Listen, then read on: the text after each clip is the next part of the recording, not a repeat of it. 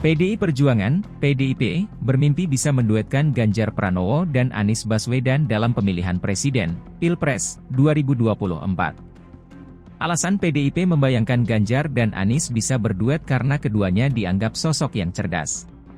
Mimpi PDIP tersebut ternyata disambut baik oleh salah satu anggota Koalisi Perubahan untuk Persatuan, KPP, Partai Nasdem. Namun, dua anggota koalisi lainnya, Partai Demokrat dan Partai Keadilan Sejahtera, PKS, menolak wacana tersebut. Mimpi supaya dua baca pres Ganjar dan Anies bisa berduet pada Pilpres 2024 disampaikan oleh Ketua DPP PDIP Said Abdullah. Said mengaku tak mau meremehkan Anies sekalipun Ganjar sukses memenangi skema head-to-head berdasarkan hasil survei Litbang Kompas. Menurut Said, Anies dan Ganjar sama-sama sosok yang cerdas. Bagi kami, Anies Baswedan bukan kompetitor yang patut diremehkan. Beliau dengan Ganjar adalah sosok calon pemimpin yang cerdas, ujar Said, seperti dilansir Kompas.com Senin, 21 Agustus 2023. Said menjelaskan, Anies dan Ganjar memiliki latar belakang dengan alma mater yang sama. Keduanya adalah lulusan Universitas Gadjah Mada, UGM. Atas dasar faktor kesamaan tersebut, Said pun membayangkan Ganjar dan Anies bersatu di Pilpres 2024. Apalagi jika keduanya bisa bergabung menjadi satu kekuatan. Tentu akan makin bagus buat masa depan kepemimpinan nasional kita ke depan, sama-sama masih muda, cerdas, dan energik, tuturnya.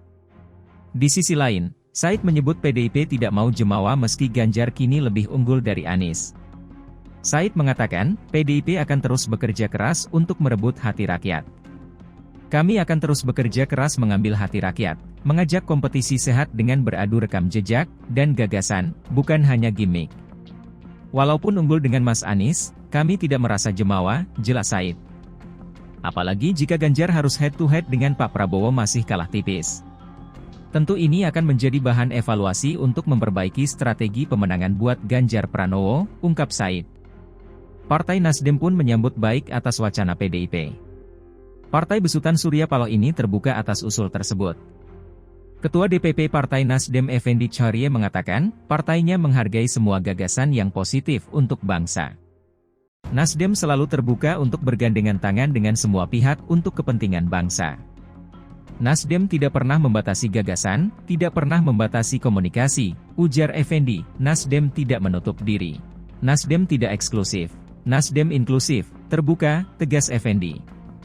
Effendi mengatakan bahwa wacana duet Ganjar dan Anies masih bisa dibicarakan apabila dasarnya adalah untuk kepentingan bangsa dan negara. Menurut Effendi pada dasarnya Nasdem mempunyai filosofi mengenai teman dan musuh dalam politik. Di lain sisi itu, dua anggota koalisi lainnya, PKS dan Demokrat sama-sama menolak wacana duet Ganjar dan Anies. Wakil Ketua Majelis Syura PKS Hidayat Nur Wahid menyatakan, partainya tak tergoda dengan wacana PDIP tersebut. PKS menghendaki supaya Anies menjadi capres, bukan calon wakil presiden. Kita menginginkan beliau sebagai capres untuk menghadirkan perubahan untuk bisa lebih baik, ujar Hidayat di gedung DPR, Senayan, Jakarta. Hidayat mengatakan, siapa saja boleh melempar wacana terkait pasangan di kontestasi Pilpres. Hanya saja, dia mengingatkan bahwa PKS, Demokrat, dan Nasdem sudah berkomitmen untuk menjadikan Anies sebagai capres. Sedangkan Kepala Badan Komunikasi Strategis Partai Demokrat Herzaki Mahendra Putra menyebut Anies merupakan simbol perubahan yang diinginkan masyarakat. Kami memiliki semangat memperjuangkan perubahan dan perbaikan untuk Indonesia yang lebih baik, dan melihat Mas Anies ini sebagai sosok atau simbol perubahan yang pantas dan pas untuk mewakili masyarakat yang menginginkan perubahan dan perbaikan, ujar Herzaki. Sementara itu pengamat politik dari Universitas Al-Azhar Indonesia Ujang Komarudin menilai peluang Ganjar dan Anies bersatu menghadapi Pilpres 2024 kecil. Meski Nasdem telah menyambut positif, namun wacana ini agaknya sulit terrealisasi. Mengingat, PKS dan Demokrat telah menyatakan sikap penolakannya.